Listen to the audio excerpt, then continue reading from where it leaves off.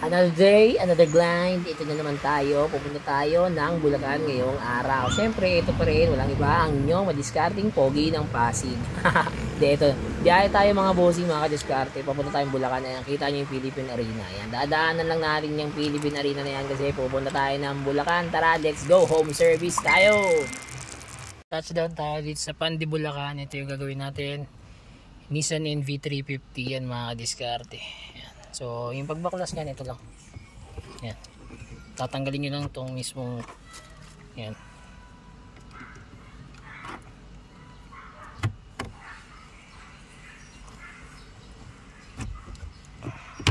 Yan. Tatanggal nyo na yan. Tanggal na siya. So, ayan. Nabaklas na natin. Wiringan natin. Tapos, kapit natin yung Android dead unit. So, ayan. Tapos na tayo mag-install. 9 inches Android sa NV350 bossing yan. Sama pa rin sa package natin yung reverse cam yan.